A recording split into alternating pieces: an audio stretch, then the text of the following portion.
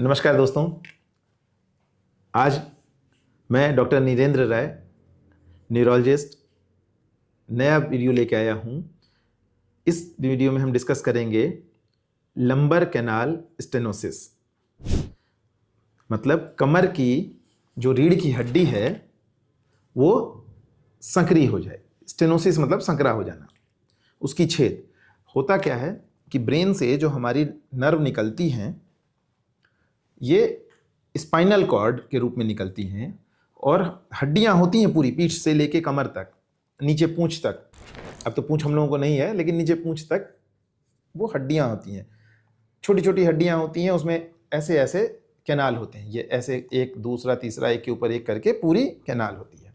और ब्रेन से सारे नर्व उसी के थ्रू निकलते हैं और हर हड्डी, हर छोटी छोटी वर्टिब्रे जो होती है, हड्डियां होती हैं, उसमें छेद होता है, उससे नर्व निकलती हैं। हाथ के लिए यहाँ निकलती हैं और पैर के लिए नीचे कमर के पास से निकलती हैं। दोनों पैरों में वो ब्रेन का तार पैर तक पहुंचता है।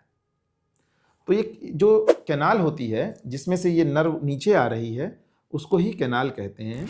उसमें से स्पाइनल कॉर्ड यानी कि ब्रेन की नर्व नीचे आती है। अब वो कैनाल तो बहुत सारे हड्डियों से मिलके बना हुआ है, एक हड्डी दूसरी हड्डी तीसरी हड्डी, जैसे छोटे छोटे पाइप को जोड़ देंगे तो एक सुरंग बन जाएगा, वैसे छोटी छोटी हड्डियों को जोड़ देंगे तो एक टनल बन जाता है। और नीचे कमर की जो वर्टिब्रल कॉलम होती है उसको लंबर वर्टिब्रा कहते हैं।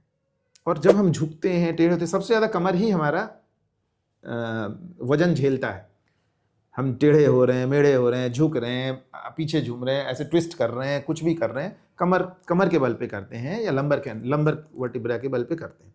तो सबसे ज़्यादा उसी को झेलना पड़ता है, मूवमेंट्स को, वियरिंग एंड टीयरिंग जिसको कहते हैं, वो उसी को झेलना पड़ता है।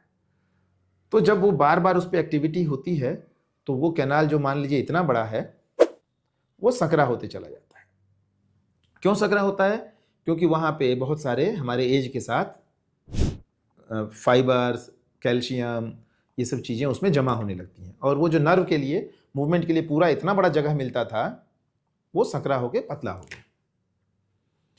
तो इसमें क्या होता है? इसमें कमर दर्द तो होगा ही होगा, बहुत लोगों को होता है।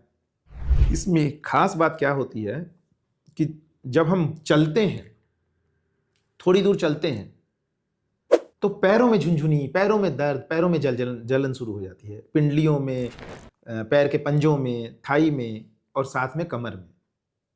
तो हमें कई बार ये लगता है कि ये तो पैर के पंजों की और पिंडलियों की बीमारी है, लेकिन बीमारी वहां नहीं होती है। बीमारी ऊपर कमर में या लंबर वर्टिब्रा में होती है, लंबोसैक्रल या लंबर वर्टिब्रा में। तो इसकी खास बात यही होती है कि जब हम चलते हैं तो हम अपने आप को सीधा रख के चलने की कोशिश करते हैं। सीधा रख के जब चलने की कोशिश करते हैं तो वो जो कैनाल है वो और सिकुड़ जाता है और संकरा हो जाता है, उसका अलाइनमेंट संकरा हो जाता है, क्योंकि वो ऑलरेडी उसमें कैल्शियम और फाइबर ये सब जमा हो चुके हैं, तो वो पतला हो चुका है। तो थोड़ा सा और हम टाइट होके चलेंगे तो थोड़ा और दिक्कत बढ़ जाती है। और जब हम चलते हैं तो ब्लड का फ्लो ऊपर आता है पैरों से, तो उस जो संकरा छेद हो गया वहां पे ब्लड का प्रेशर और बढ़ जाता है। जो तंत्रिकाएं हैं पैर को आ रही हैं उस पर और ज़्यादा प्रेशर बढ़ जाता है।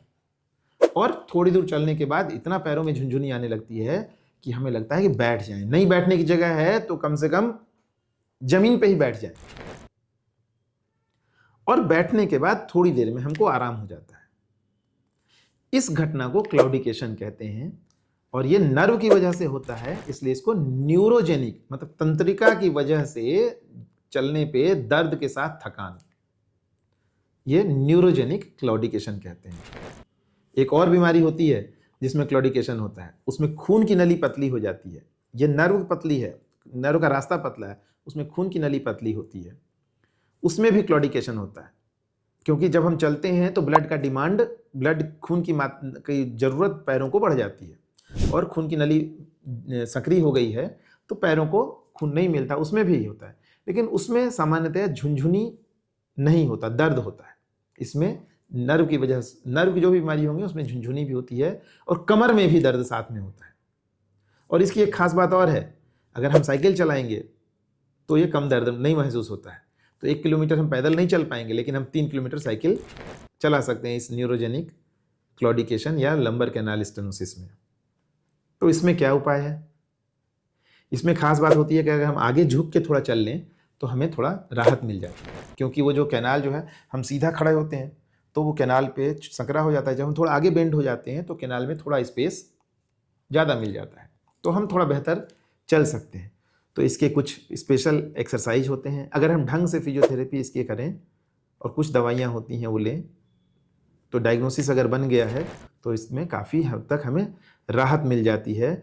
और कुछ लोगों को इसमें सर्जरी भी करनी पड़ जाती है अगर हम थोड़ा दूर भी नहीं चल पा रहे, मान लो 10 कदम भी चल रहे हैं और दिक्कत शुरू हो जा रही है तो वो जीवन फिर बहुत कष्टप्रद हो जाता है, तो उसमें सर्जरी करने के बाद भी बहुत ज़्यादा फायदा हो जाता है।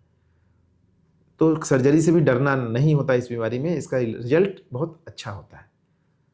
तो अगर, और ज़्यादातर ये बुजुर्ग लोगों को 60 साल 50 साल के बाद लोगों को होती है, यंग में भी हो सकती है, यंग में अलग वजह होते हैं इसके, लेकिन ज़्यादातर ओल्ड एज में होती है।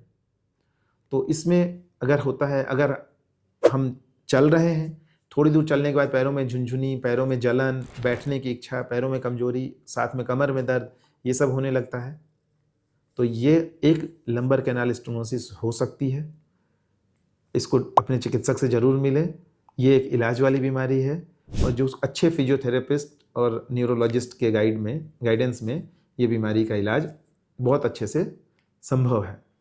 तो दोस्तों, अगर ये सूचना, ये बीमारी के बारे में चर्चा आपको अच्छी लगी तो इस वीडियो को अपने दोस्तों को, अपने प्रियजनों को ज़रूर शेयर करें और हमारे चैनल को सब्सक्राइब करें ताकि हम समय समय पे आपको नए अपडेट्स दे सकें।